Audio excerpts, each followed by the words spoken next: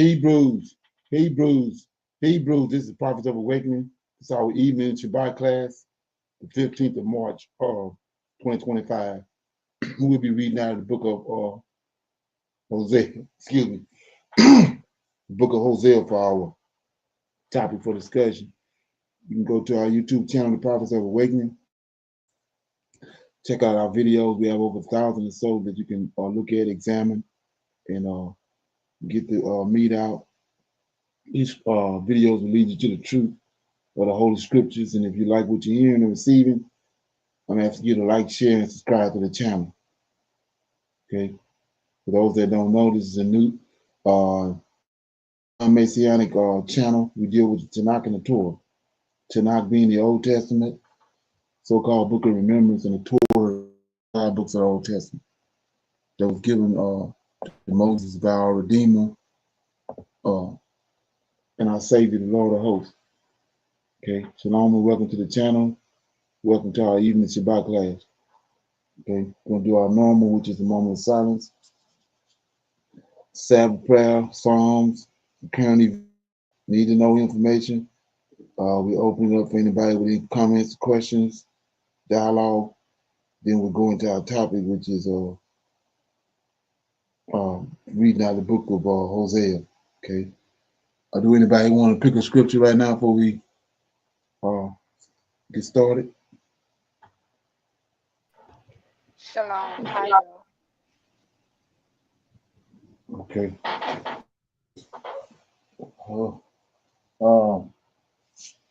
This moment of silence is for the Lord of hosts and all that he's doing to bring about our prophesied deliverance in these last days.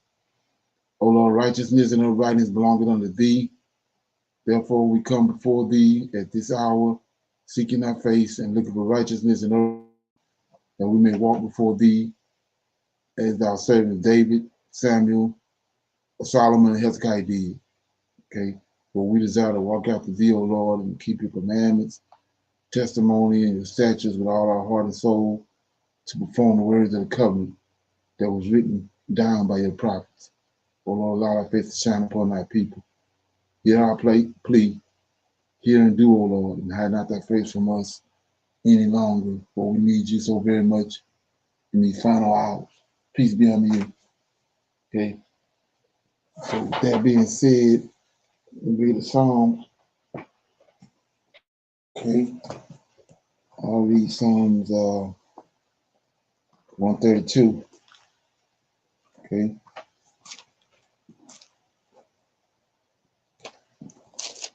Okay. It's a prayer for blessings on the sanctuary. Lord, remember David and all his afflictions, how he swore unto the Lord and vowed unto the mighty God of Jacob.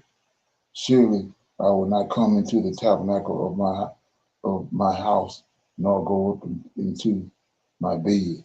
I will not give sleep to my eyelids, or slumber unto my eyelids, until I find out a place for the Lord, a habitation for the mighty God of Jacob. Lo, we heard of it at Ephesus. We found it in the fields of the woods. We will go into the tabernacle. We will worship at his footstool. Arise, O Lord, in thy rest, thou in the ark of thy strength. Let the priests be clothed with righteousness, and let thy saints shout aloud for joy. For thy servant David's sake, turn not away the face of thine anointed. The Lord hath sworn in truth unto David, that he will not turn from it. Of the fruit of his body will I set upon thy throne. Children will keep my covenant and my testimony that I shall teach them. Their children shall also sit upon thy throne forevermore. For the Lord hath chosen Zion. He hath desired it for his habitation. This is my rest. This is my rest forever. Here will I dwell, for I have desired it. I will abundantly bless her provisions, and I will satisfy her poor with bread. I will also clothe her priests with salvation, and her saints shall shout aloud for joy. There will I make the horn of David to bud, and I will ordain a lamp for my anointed. His enemies will I clothe with shame, but upon himself shall his crown flourish. So, based off what we learned this morning, what we talked about, okay, let me get this.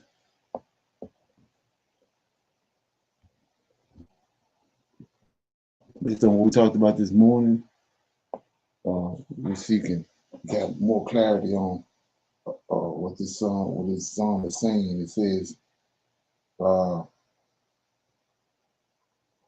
me get it. Start at verse 13. For the Lord hath chosen Zion, he hath desired it for his habitation. So Lord of hosts desires to live and dwell in Mount Zion, right? Although he's on the right hand side of the Father.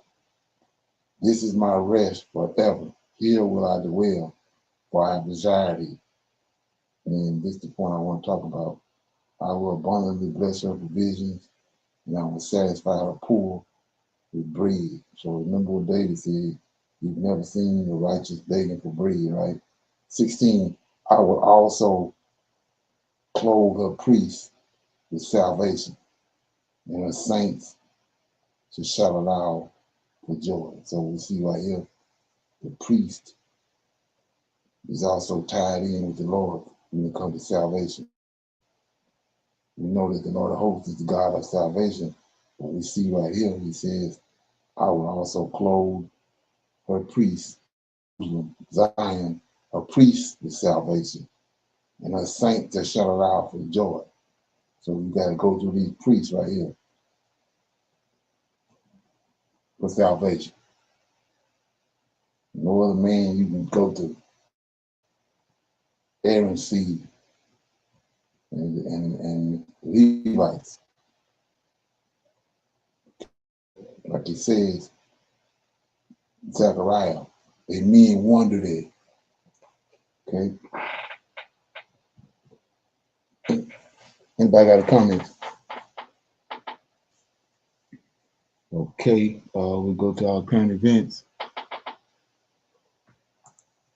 Want to do that, that's okay, but we're going to put at least a 100% tariff on the business they do with the United States. You know what the BRICS is, right?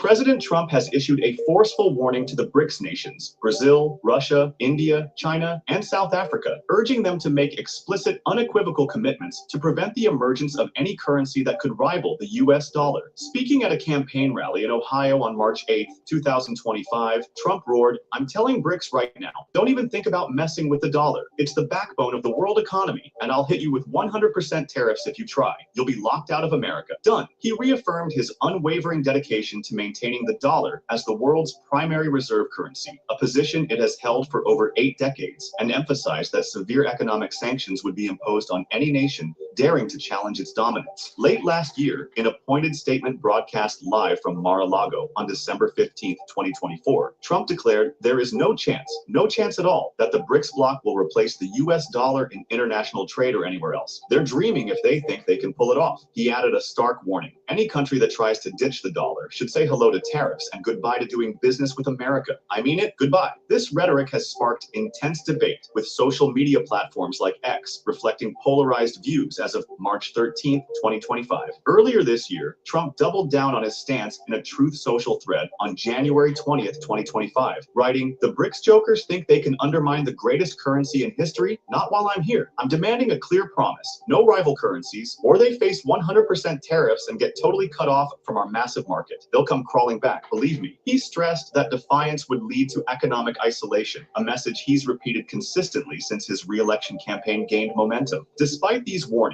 Brazil, currently leading the BRICS bloc, is forging ahead with ambitious reforms aimed at reducing reliance on the US dollar. These efforts center on facilitating cross-border payments in local currencies, with the explicit goal of fostering financial autonomy and slashing transaction costs in global trade. Brazil's strategy hinges on leveraging cutting-edge technologies like blockchain and enhancing linkages between national payment systems, drawing inspiration from its wildly successful Pix instant payment system. Launched in November 2020 by Brazil's central bank, Pix has transformed domestic finance, overtaking cash, credit, and debit cards as the preferred payment method. By February 2025, Pix processed over 4 billion transactions monthly, with 85% of Brazilian adults using it regularly, according to official statistics. Brazil's central bank reports that Pix has reduced transaction costs by 70% compared to traditional methods, offering a model for international scalability. Brazil has also rolled out the SML payment system for trade with Argentina, Uruguay, and Paraguay, enabling direct settlements in Brazilian reais and bypassing the US dollar entirely. While the system currently requires 3 to 5 business days to...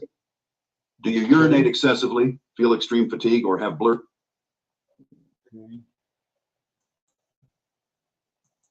process transactions, a delay attributed to manual clearing processes. There's widespread optimism that integrating instant payment technologies like Pix could streamline it into a near instantaneous process, making it faster, more secure, and far more cost-effective. Researchers at the University of São Paulo estimate that full adoption of instant payment tech could cut regional trade costs by an additional 30%, further incentivizing dollar-free transactions. Later this month, BRICS representatives are slated to convene in Cape Town, South Africa, on the sidelines of the G20 meetings scheduled for March 25th to 27th, 2025. Brazil plans to unveil a detailed roadmap for its July BRICS summit, where these payment innovations will take center stage. The bloc has recently expanded, welcoming Egypt, Ethiopia, Indonesia, Iran, Saudi Arabia, and the United Arab Emirates as full members in January 2025, a move that bolsters its economic clout and amplifies its challenge to the dollar-centric financial order. President Trump's recent remarks reflect mounting concern over challenges to this dollar supremacy, particularly as BRICS nations explore alternative currencies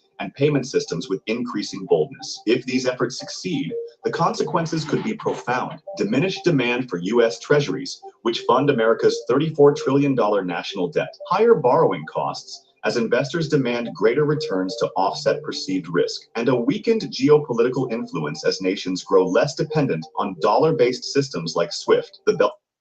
The BRICS Business Council in 2018 integrates existing national payment infrastructures, Russia's MIR, India's Unified Payments Interface, and China's UnionPay, into a decentralized system that simplifies currency conversions and slashes transaction costs by up to 25%, according to early pilot data. The system's architecture combines centralized domestic operations with a decentralized international framework, ensuring regulatory compliance while offering technological flexibility. Blockchain's distributed ledger ensures immutable transaction records, supports smart contracts for automatic currency conversions, and enables real-time settlements, features that position BRICS Pay as a credible alternative to conventional platforms. The platform's scalability allows it to handle growing transaction volumes and incorporate new members, like the recent BRICS additions, without sacrificing efficiency. Interoperability between systems like UPI, which processes 10 billion transactions monthly in India, and MIR ensures seamless cross-border flows, optimizing liquidity in local currencies. By promoting... Okay, any comments on that?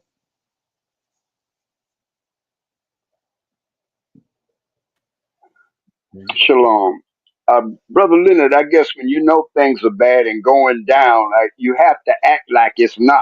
But yeah, the more he is bolstering about the dollar and all the rest of this, he's really exposing himself that is real weak. Exactly. He's actually motivating the people to go forward with what they're doing because they want to put a sock in his mouth. Exactly. Shalom. Anybody else? Yes, sir. Shalom, Okay. everyone. I've been looking at, I was curious about BlackRock, if they swaying on the United States side about doing any kind of dealings with Trump. And they said that the Pentagon was that Trump controls Panama now with a question Right. mark. And they saying that BlackRock buys the key ports from Hong Kong. Um, so I don't know. I mean, it's not in the news or anything about that transaction. But do you think he's relying on BlackRock to pull him out of um, this here hole he's burying himself into with the United States? Well, that's actually two different situations. But Trump used U.S. money that he gave to BlackRock to buy the Panama Canal. They would have never sold it to him, so he backdoored them and used BlackRock to buy it. The same way the Edomites did with the transatlantic slave trade. They owned all the ships, but they had Gentiles and other people controlling the ships, but they owned them, and they reaped the benefits of it. Same way with the plantations. They owned the plantation, but they couldn't allow for their face or their names to be on the plantations because of like us people don't want to really know the story behind it, Esau, but he had been kicked out of every country in Europe before they sent. He was the one behind sending out the Nina, the Pinta, and the Santa Marina from Spain. They had been kicked out of every country they went to because of they financial tactics, usually taking people money and leaving them broke. So the people hated them. So they kicked them out of every country they went into, just like the scripture says. And then so they was trying to find somewhere they can go, where the curses that had been put on them, nobody would be harassing them. So they sent Columbus out to find some new land. And so, and like I said, when you understand that story, they the ones who was here when George Washington got in trouble and needed money. He went to the Jews that was already here. And they still in the same place today, Boston, Massachusetts, New York, all the area up there is where the Jews is at. They still there. Okay. Anybody else have any comments or questions? Okay.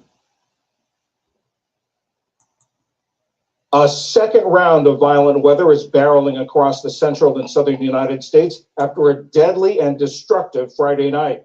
The storms have spawned violent tornadoes and fanned wildfires and dust storms that have claimed at least 17 lives and destroyed scores of homes.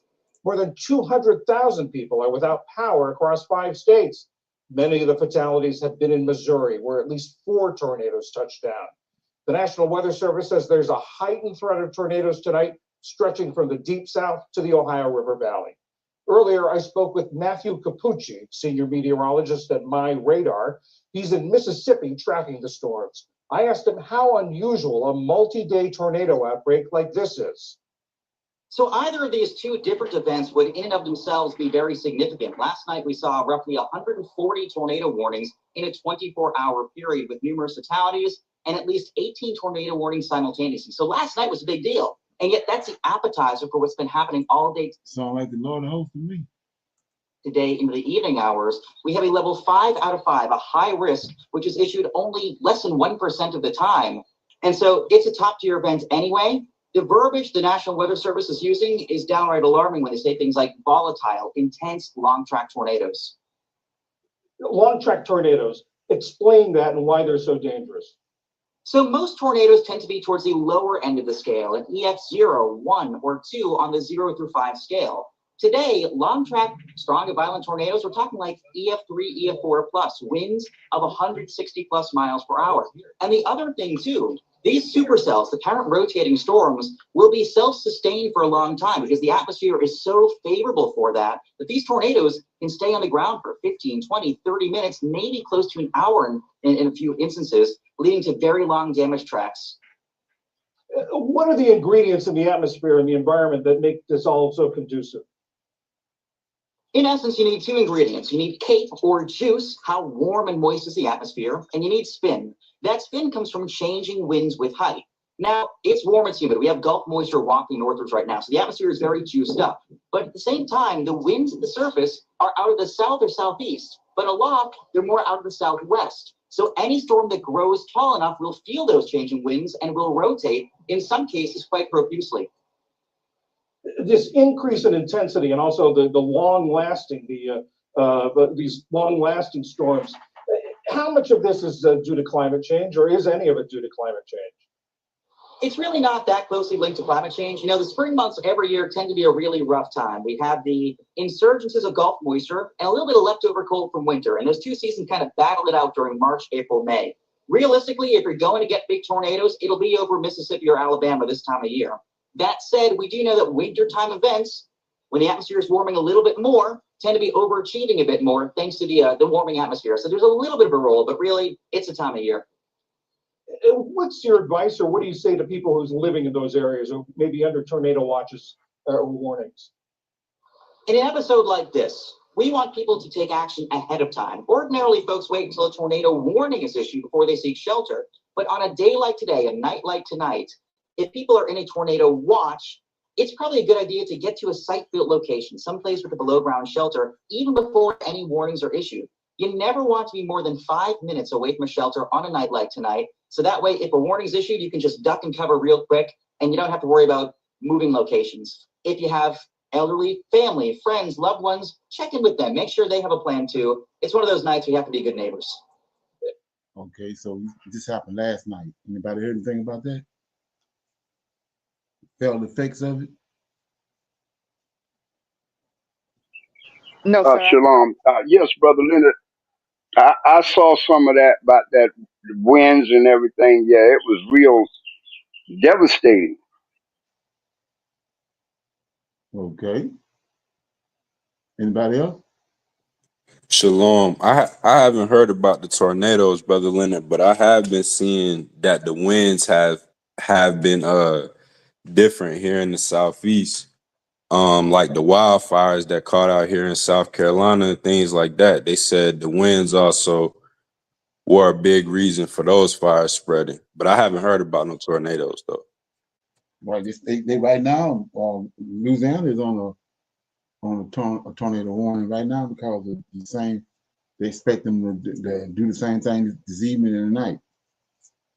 Okay. So with that being said, Yes. yeah, No, go ahead. one more thought, Brother Leonard.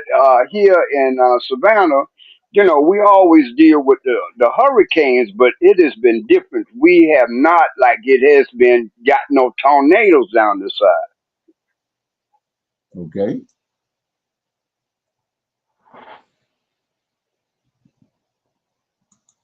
This is the African Diaspora News Channel. I'm Victor Joy reporting from Need to Nigeria. know information. Now, the U.S. ambassador to Nigeria, Mr. Mills Jr., has said that there is no evidence to back allegations that the United States Agency for International Development, USAID, funded the Boko Haram terrorist group in Nigeria. Let me be clear. There's no friend of Nigeria that has been stronger in its condemnation of the violence of Boko Haram and Boko Haram's contempt for human life than the United States. We have labeled Boko Haram since 2013 a foreign terrorist organization, a designation that was designed to block Boko Haram from carrying out any asset transfers to the United States, allows us to arrest and seize members of Boko Haram, and allows us to cooperate in investigations with the Nigerian government. We, I can assure you, have policies and procedures in place to ensure that USAID funding, any of our assistance funding, whether it comes from USAID, the Department of Defense, the State Department, is not diverted to a terrorist group like Boko Haram. There's absolutely no evidence that I have seen that has occurred. And certainly if we ever had evidence presented to us that a program funding was being diverted to Boko Haram, we would immediately investigate along with our Nigerian partners. And so I just want to be clear that when it comes to Boko Haram, the United States stands with Nigeria in wanting to rid this country of the scourge that organization represents. Now, recall that I brought you a particular video that the U.S. Congressman Scott Perry recently claimed that the USAID funded terrorist groups like Boko Haram, Al-Qaeda, ISIS, and the rest of them. So even if the Republican congressman did not provide any evidence, this issue has raised a lot of concerns in Nigeria. Boko Haram has caused the death of over 100,000 of people. So, In a recent development, the US ambassador now said his government has monitored and is still monitoring money spent in Nigeria, and none of that's went to Boko Haram. He also said that Boko Haram has been designated as a foreign terrorist group since 2013. So there is no way USAID will be funding, Boko Haram. So he said, okay, if you are saying that, we sponsor Boko Haram, come out with your evidence. Show us, right? Present it to us. Let's thoroughly investigate it, in collaboration with Nigerian, partners. So Mr. Mills also, retreated US commitment to Nigeria in helping to combat Boko Haram, saying that no. Okay, so I got a question. Understanding America's past, and even what they're doing now in Africa, where they cutting the funding off, would you think that they would have terrorist groups in Africa? Can anybody comment on that? Yes, they do have terrorist groups in Africa. Right, exactly. That's what I said. And not only America, NATO too. When you understand these countries are existing and they prosper because of what they're doing in Africa, and then now that Africa is breaking loose, it only is no other reason. Why would they not? It's the only link to try to hold on to anything that got to do with Africa would be to bring terror, would be fund terrorist groups. So I say yeah too. Also, anybody else have any comments on that? Shalom. I also say yes to try to keep the control or keep you know, in with them of getting what they want. They would put out the um, black ops and things like that to keep control a little bit that they do have. Okay, we're gonna open it up for some Q&A. Anybody have any questions, comments about anything from this morning, last night, the Women's Channel, anything during the week, doing their studies? If you got any questions that you want to bring up or any information?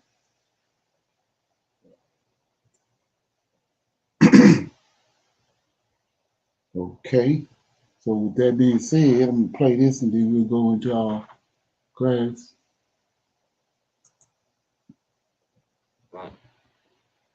Well, second time in a year, almost a year to the day, I got laid off again, twice in a year. And what the what is anyone supposed to do? And they said, because of the economy is crap right now. So we're gonna lay off a whole bunch of people again. And I already was struggling so hard, actually low key, to even keep the current roof over my head. If you haven't noticed, people are on the train now.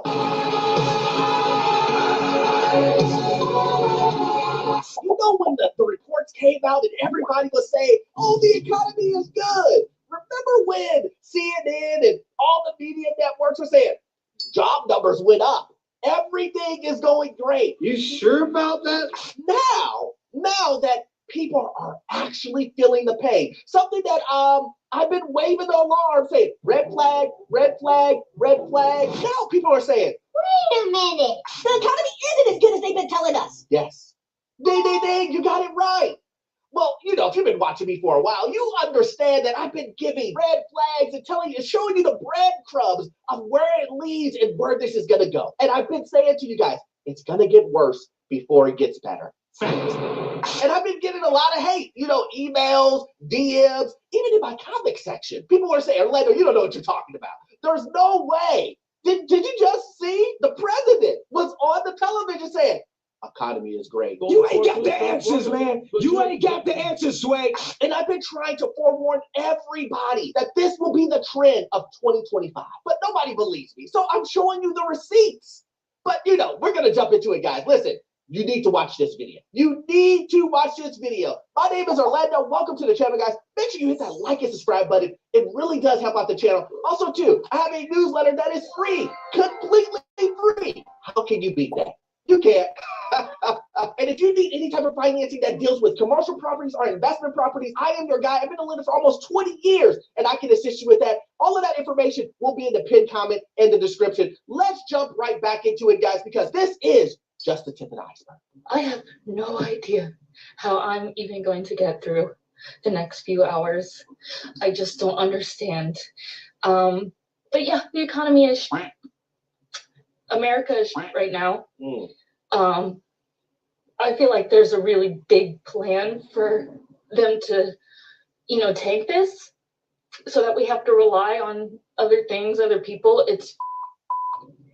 And I'm quite frankly tired of it. I'm tired of my livelihood being in other people's hands. And I have no idea how to fix that, but I'm going to, because this is just wild. And I'm fucking angry more than I am hurt or sad. I'm scared. I have no idea where any of my bills are gonna come from, the money. I'm more angry than anything because I just cannot even believe I used to be able to get a job like the week later if I got laid off. See, this is very sad. I don't want anyone to lose their job. The point that I'm trying to hammer home that you guys get tired of hearing, but for some odd reason, people don't believe, is that these companies aren't loyal. Let me say that one more time. These companies aren't loyal. These companies will always choose themselves over you. Write it down and keep it for future reference. These companies, no matter what they tell you, will lay you off. They will tell you, oh, you're fine, don't worry. Are you joking? Your job is safe here. And then they'll lay you off the next day, an hour later. They'll send you an email and say, sorry, we don't need your services. And they just got done telling you, you are the best employee ever. You're employee of the year. And then I can hear someone in the back right now. Print money? Oh, I know what it is. I know what it is. The CEO is going to take money out of his own pocket and pay his own employees. He's going to take that $5 million salary and say, you know what? Only pay me $1 million and then pay the other $4 million to all of the employees so no one gets laid off. Show me a time where that happens a lot. Show me. I'm pretty sure there's like 1 or 2 instances where that happened, but majority of the time, that's never going to happen. And that may happen. Okay. Any comments on that? Okay. We go into our lesson, which is we'll be reading out the book of Hosea. Okay. Bouncing out this morning. Okay. Okay. Okay. Starting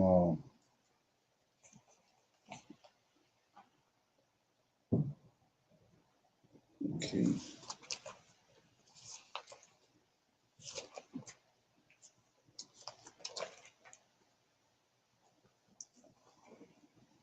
I start with chapter 4.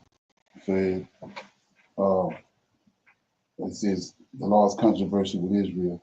Hear the word of the Lord, ye children of Israel, for the Lord have a controversy with the inhabitants of the land, because there is no truth, nor mercy, nor knowledge of God in the land. By swearing and lying and killing, stealing, and committing adultery, they break out, and blood touches blood. Therefore shall the land mourn, and every one that dwelleth therein shall languish, with the beasts of the field, and with the fowls of heaven. Yea, the fishes of the sea also shall be taken away. Yet let no man strive nor reprove another, for thy people are as they that strive with the priest. Here we go again. They strive with the priest. Therefore shalt thou fall in the day, and thy prophets also shall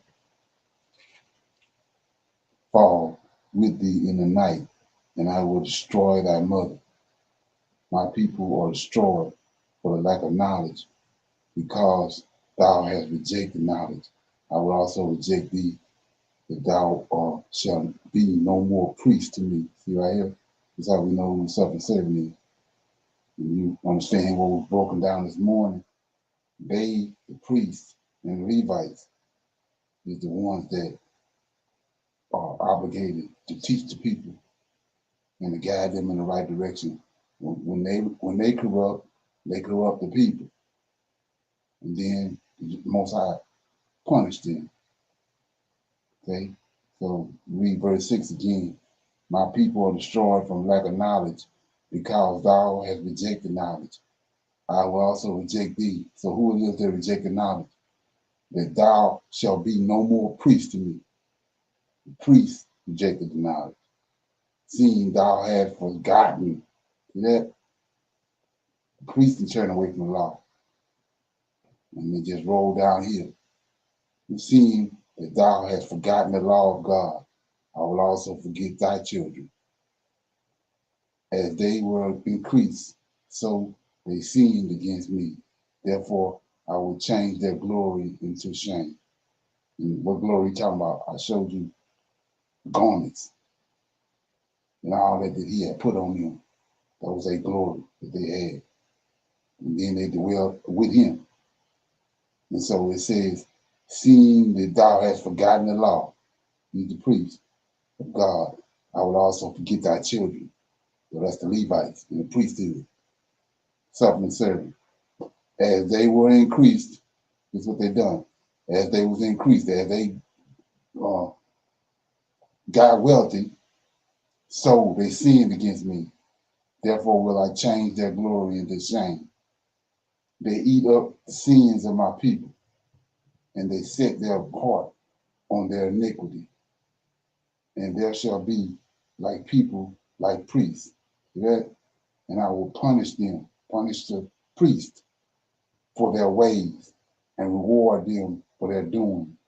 And they shall eat and not have enough. They shall commit whoredom and shall not increase, because they have left off to take heed to the Lord.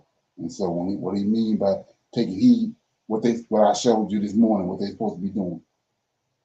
They got away from that. Whoredom and wine and new wine take away the heart. My people are asked counsel at their stocks, and their staffs declared unto them, for the spirit of whoredom have caused them to err, and they have gone a whoring from under their God. They sacrifice under the top of the mountains, high places, and burn incense upon the hills. That's where the angels at, fallen angels, under oaks and poplar and elms, because the shadow thereof is good. Therefore your daughters shall commit whoredom, and your spouses shall commit adultery. So all this book's brought about because of the priest turned away from the Most High. It went, like I said, it rolled down here. So when it says that, I was telling you how in Genesis chapter 18, the three angels came, they met Abraham under this big oak tree, right? And then they feasted. And they went on their way. They was on their way to Sodom and Gomorrah. Well, they dealing with fallen angels too. Just like these three good angels came, they dealing with fallen angels. And then wherever they meet them at, they venerate those places. That's why it says right here, they sacrifice upon the tops of mountains. That's where these angels at. They burn incense on the hills, under oaks, yeah, and poplars and elms, because the shadow thereof is good. They assuming half the time they're thinking they dealt with an angel and they didn't, but it says the shadow thereof is good, right? So they make these, what I was telling you about, venerate these little places, like, I can't think of the name of it, but it comes to me in a minute. Shrines, right? And I will not punish your daughters when they commit a whoredom, nor your spouses when they commit adultery, for themselves are separated with whores, and they have sacrificed with harlots. Therefore, The people that do not understand shall fall. Though thou, Israel, play the harlot, yet let not Judah offend, and come not ye unto Gilgal, neither go ye up to Bethaven, nor swear, the Lord liveth. For Israel slided back as a backsliding heifer. Now the Lord will feed them as a lamb is in the Lord's place. Ephraim is joined to idols. Let him alone. Their drink is sour. They have committed whoredom continuously. Her rulers with shame do love give ye. The wind have bounced her up in her wings, and they shall be ashamed because of their sacrifices. So they're not. We talked about and broke down the sacrifices that the Lord gave them, but now they're making sacrifices to these fallen angels. That's why he says, verse 19, the wind hath bounced her up in her wings, and they shall be ashamed because of their sacrifices. That's these wicked sacrifices. Okay? And then, like I was saying, when you understand from them getting the whole out of scriptures, they was able to, through the scriptures, they created JC. So here go another example right here, verse 18. Their drink is sour, right? That's why JC, supposedly when he was on the cross, they gave him vinegar to drink. Their drink is sour. They have committed whoredom continuously. Her rulers with shame do love give you, right? So any comments? That was chapter 4. Anybody got any comments on anything? Okay, chapter 5. God's displeasure with Israel. Hear ye this, O priest. Yeah.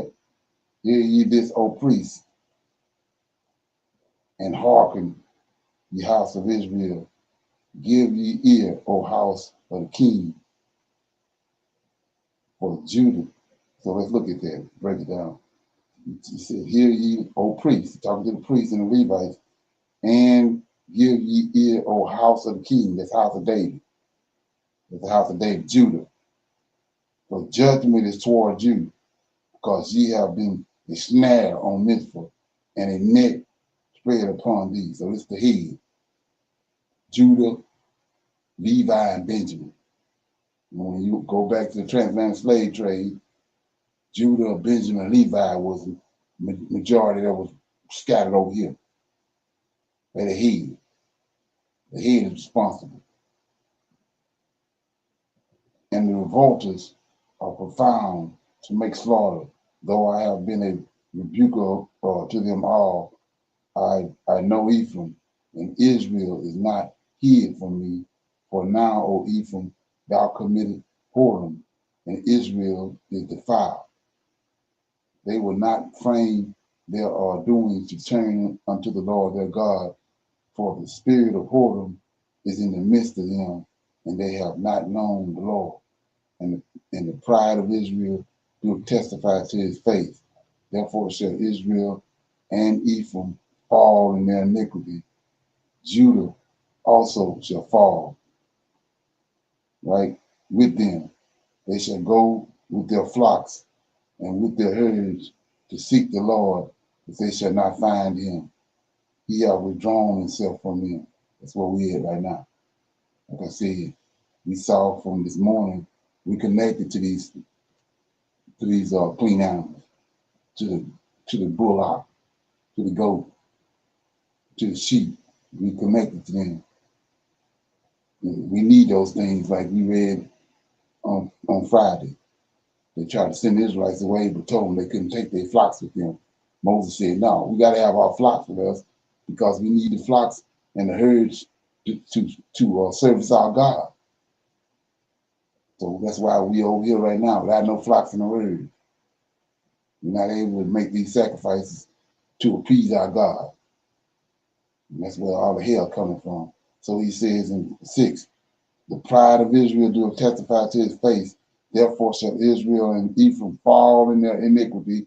Judah also shall fall with them. They shall go with their flocks and with their herds to seek the Lord, but they shall not find him. He hath withdrawn himself from them. They have dealt treacherously against the Lord, for they have begotten strange children, and shall a moth devour them with their portion. How ye, okay, blow ye the trumpet in Gilgal, and the trumpet in Ramah, cry aloud at Bethaven after thee, O Benjamin. Ephraim shall be desolate in the day of rebuke, and among the tribes of Israel have I made known that which shall surely be. The princes of Judah is David's house. Princes of Judah were like them that remove the bound. Therefore, I will pour out my wrath upon them like water, like I said, the head. Ephraim is oppressed and broken in judgment, because he willingly walked after the commandments. Therefore will I be unto Ephraim as a moth, and unto the house of Judah as rottenness. And when Ephraim saw his sickness, and Judah saw his wound, go to wound in Isaiah 53, saw his wound, then went Ephraim to the Assyrian, and sent to the king of Jared, yet could he not heal you, nor cure you of your wound. For I will be unto Ephraim as a lion, and as a young lion to the house of Judah. Even I, will tear and go away. This is what I was telling you earlier. I will tear and go away. I will take away, and none shall rescue him. Okay? I will go and return to my place. So what place you talking about? Back on the side of the Father that's in heaven, where they stuck JC at. The Lord of hosts says, I will go and return to my place till they acknowledge their offense and seek my face. In their affliction, they will seek me early. That's where we at now. As soon as he poured the Spirit out on us, the ones with the right spirit started seeking the Lord. Okay? And I understood that the New Testament had nothing to do with us. That was chapter 5. Any comments? Okay. Chapter 6, Israel replied to God's admonishments. Come and let us return to the Lord, for he hath torn, and he will heal us. He hath smitten, and he will bind us up. We just saw in verse 15, chapter 5, he saw it. He's going to tear and go away. Tear means Antiochus came, tore the temple up. We used the Greeks to do it, the Greeks and the Romans. So it says, come, in verse 6, chapter 6, verse 1. Come and let us return unto the Lord, for he hath torn, and he will heal us. He hath smitten. All these words come out of Isaiah 53. He hath smitten, and he will bind us up.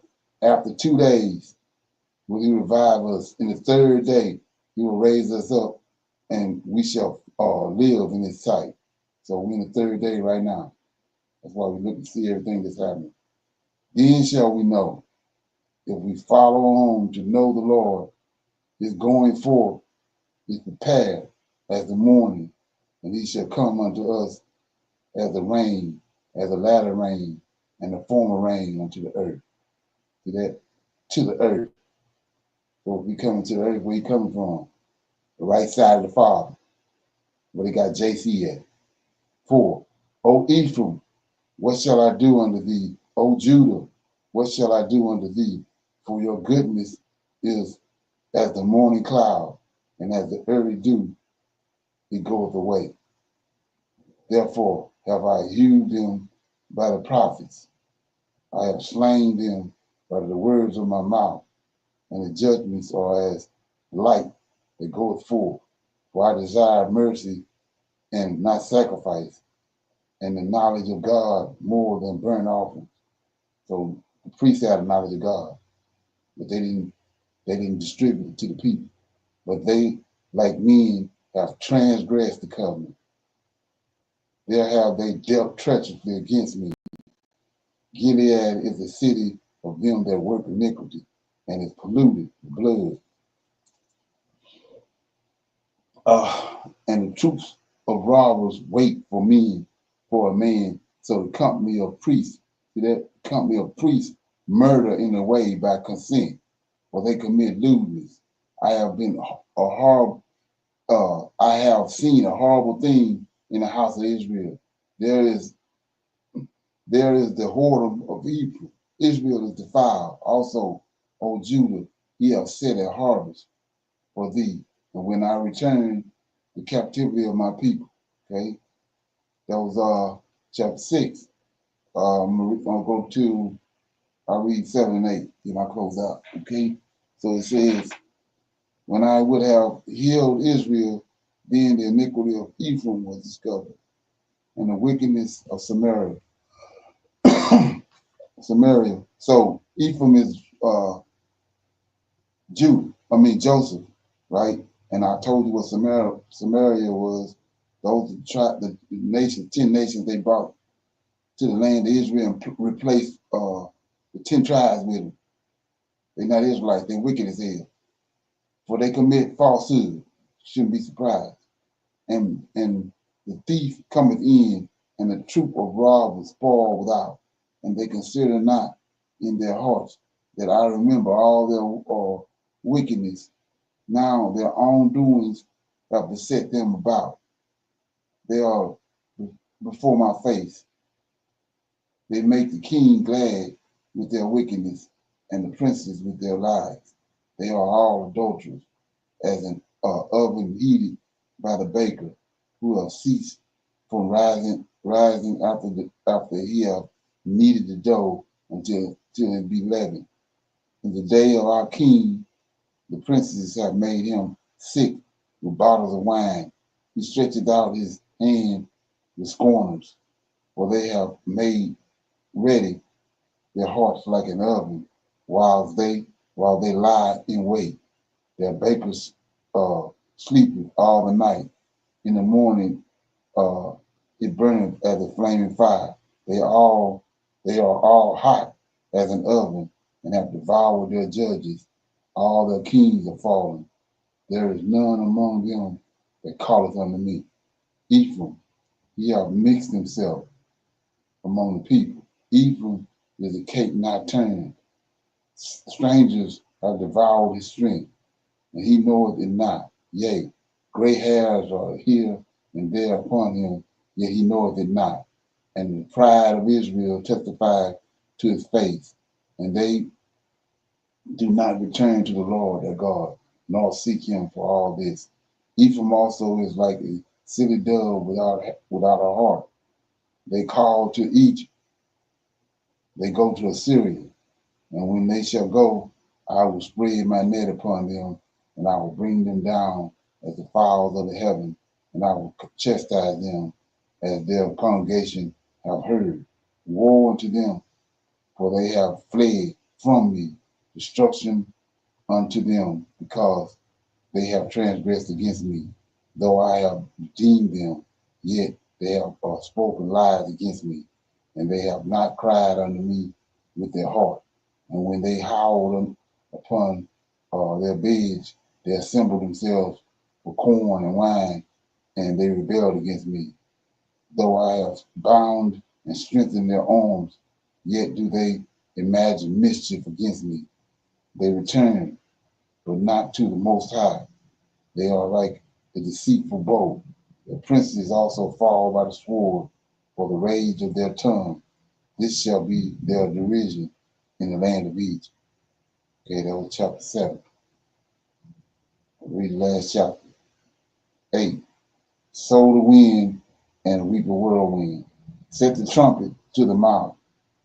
He shall come as an eagle against the house of the Lord, because they have transgressed my covenant and trespassed against my law. Israel shall cry unto me, my God, we know thee. Israel have cast off the things that is good. The enemy shall pursue him. They have set up kings but not by me. They have made princesses, and I know it not. Of their silver and of their gold have they made them idols, that they may be cut off. The calf, O Assyria, have cast thee off. Mine anger is kindled against them. Now, long will it be ere they attain to innocency. For from Israel was it also the workman made it. Therefore, it is not good, it is not God, but the calf of Samaria shall be broken in pieces. So just like they made a calf at the Mount Sinai, Samaria, when they went to 10 tribes, was given over to Ephraim. They built 2 calves. That's what he's talking about. I told you these Samaritans not even Israelites. For from Israel was it also the workman made it. Therefore it is not God, but the calf of Samaria shall be broken in pieces. For they have sown the wind, and they shall reap a whirlwind. They have no stock. The bud shall yield no meal. If so, be yield, the stranger shall swallow it up. Israel is swallowed up. Now, shall they be among the Gentiles as a vessel wherein is no pleasure? For they are gone up to Assyria, a wild ass alone by himself. Ephraim have hired lovers. Yea, though they have hired among the nations, now will I gather them, and they shall be sorrow a little for the burden of the king of princes, because Ephraim have made many altars to sin. Altars shall be unto him to sin. I have written to him the great things of my law, but they were counted as a strange thing. They sacrifice flesh for the sacrifices of mine offering, and eat it, but the Lord accepted them not. Now will I remember their iniquity and visit their sins, and they shall return to Egypt. For Israel hath forgotten his maker and builded temples, and Judah have multiplied fenced cities, but I will send the fire upon the cities, and it shall be devoured, and the palaces thereof. So let's look at this. Like I said, we have to find out the time frame when Hosea lived and what's going on. So right here he says he's going to bring in verse 8, chapter 8, verse 1, set the trumpet to the mouth. He shall come as an eagle against the house of the Lord. So that's Nebuchadnezzar coming. And over here in verse 11, they sacrifice flesh for the sacrifice of mine offerings, and they eat it, but the Lord accepted them not. Now will he remember their iniquity and visit their sins. They shall return unto Egypt. So if you go back to the Jeremiah with the good and the bad fig, he said the good fig was going to go, he's going to take the good fig out of the land, and they're going to go to Babylon for their good, because they're only going to be there they're going to actually be preserved. They're going to be in Babylon for 70 years. But this wicked fig, when you go to Jeremiah, he sent them back to Egypt. Remember, he delivered them out of Egypt and said that they weren't going to ever go back. But because they're so wicked, he brought the king of Egypt to Jerusalem. And these people ran to Egypt. And that's where they died at. So verse 4, so he says, I will visit their sins, and they shall return to Egypt. See that? 14. For Israel have forgotten his maker, builded temples, and Judah have multiplied fenced cities, but I will send a fire. That's Nebuchadnezzar. When they came and burnt the temple, burned all the houses of the princes. I will send a fire upon these cities. See that? And I shall devour the palaces thereof. So he's talking about when Nebuchadnezzar came. Okay. I'll read 9. Rejoice not, O Israel, for joy has as other people, for thou hast gone a whoring from thy God. Thou hast loved a reward upon every corn floor. The floor and the winepress shall not feed them, and the new wine shall fail in her. They shall not dwell in the Lord's land, but Ephraim shall return to Egypt, and they shall eat unclean things in Assyria. They shall not offer wine of offering to the Lord, neither shall they be pleasing unto him. Their sacrifice shall be unto them as bread of mourners. All they that eat thereof shall be polluted, for their bread and for their soul shall not come into the house of the Lord. What will you do in the solemn days and in the day of the feast of the Lord? For lo, they are gone because of destruction. Egypt shall gather them up. Memphis shall bury them. See that? The pleasant places of their silver needles shall possess them. Thorns shall be in their tabernacle. Right? The days of visitation are come. That's when the Lord showed up. The days of visitation are come. Days of recompense are come. Israel shall know it. The prophet is a fool. The spiritual man is mad for the multitude of thy iniquities and the great hatred. The watchman of Ephraim was with my God, but the prophet is a snare of the Father in all his ways, and hatred is in the house of his God. They have deeply corrupted themselves, these Levites and the priests, as in the days of Gibeon. Therefore, he will remember their iniquity and he will visit their sins. I found Israel like grapes in the wilderness. I saw your fathers as the first ripe in the fig tree at her first time. But they went to Baal Peor and separated themselves unto that chain, and their abominations were according as they loved. As for Ephraim, their glory shall fly away like a bird from the birth and from the womb and from the conception. Though they bring up their children, yet will I bereave them, that there shall not be a man left. Yea, woe also to them when I depart from them. Ephraim, as I saw Tyrus, is planted in a pleasant place, but Ephraim shall bring forth his children to the murderer. Give them, O Lord, what would thou give?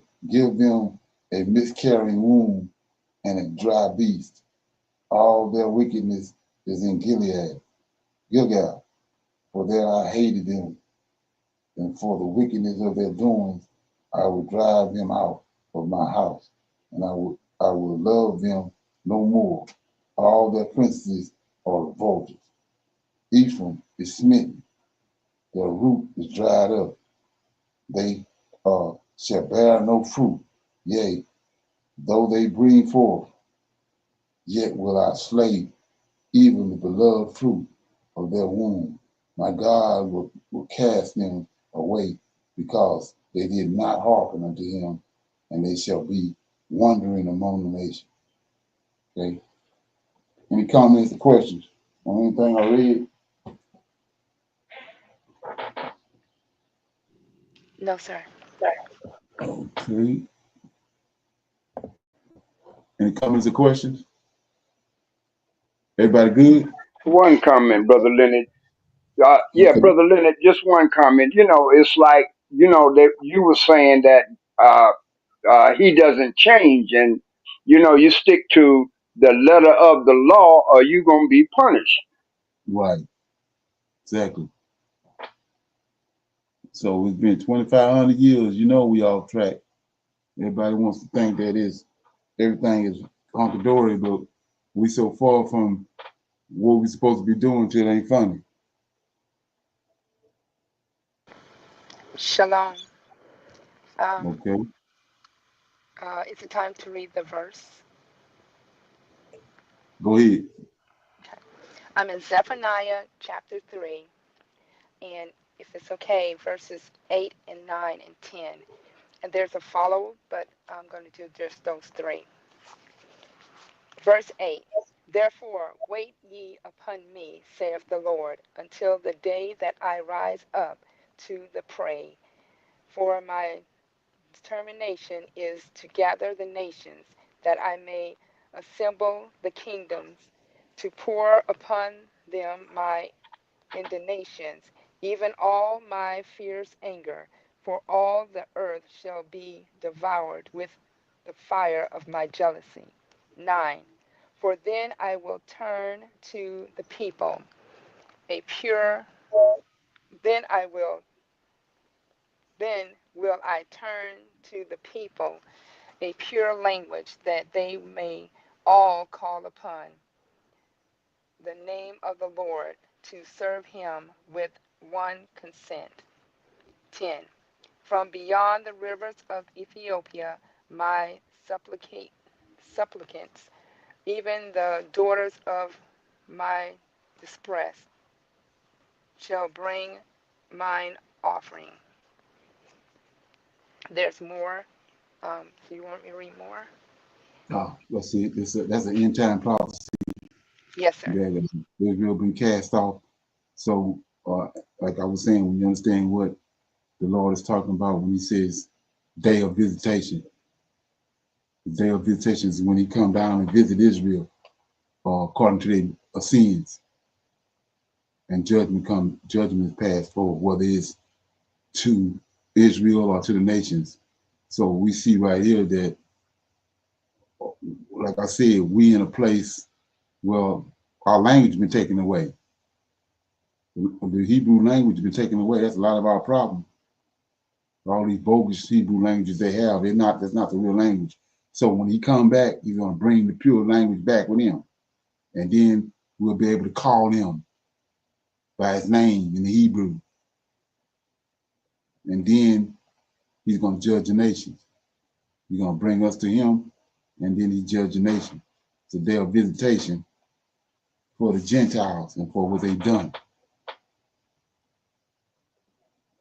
Okay. Anybody else have any comments on that? All right, any other questions? Anything before we go? Just one last thought. Brother Leonard, we've been disciplined by our creator. But all this other stuff that these other people did to us, yeah, we gonna have to suffer, but they gonna suffer even more for what they have done. Exactly. That's what he was just talking about. He's gonna come and regather us, and once he regather us, he's gonna bring the punishment and judgment on these people for what they've done. He gave us over into their hands, but not for them to do what they did. So they're gonna have to pay for that. All the atrocities that they've done to us. Yes, sir. Right. So it's And he, nothing but he love us, but I'm sorry. Go ahead, sir. no, go ahead. Go ahead. No, I was saying he loves us and he disciplines us, but he through it all, he always come back to get us because we are his. But these people don't realize what's going to happen because of what they have done. Right. They didn't tricked out the understanding and gave us a whole nother book, New Testament. So and now they caught up in their own lives. They believe in what they done wrote over there, what their forefathers done wrote, and then that ain't what's going to get ready to happen. When the Lord hosts come back, they got hell to pay. Okay. Anybody else? Shalom, everyone. Brother Leonard, I just want to say one thing before we go on that.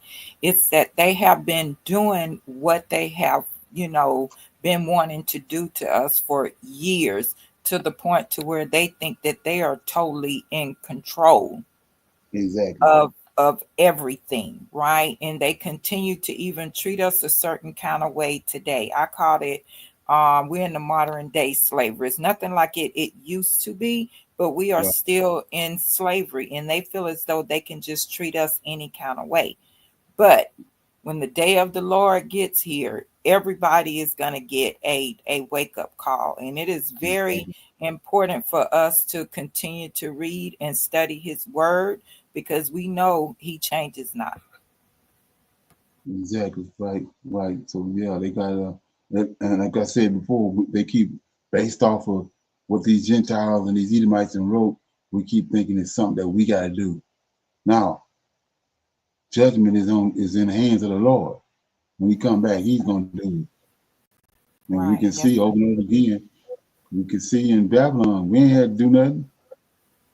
And then we saw in Egypt, we ain't have to do nothing.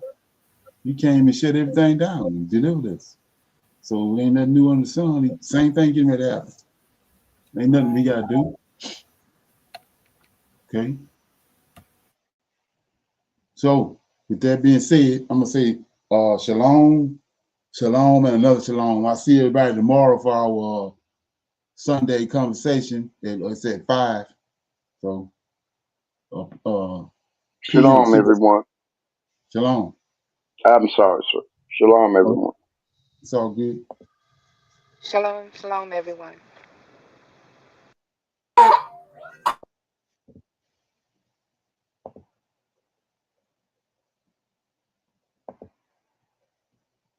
I highly recommend that you get this book and you read it, because it's a must that you understand who God head is in the order that's in the Old Testament and Tanakh, because it's not the same as in the New Testament. And when you read this and you get an understanding, then the scriptures open up and then you begin to understand. So I highly recommend that you get this book. It's the Elohim of Israel, and it's a breakdown on the word Elohim and who the God of Israel is, and the Godhead.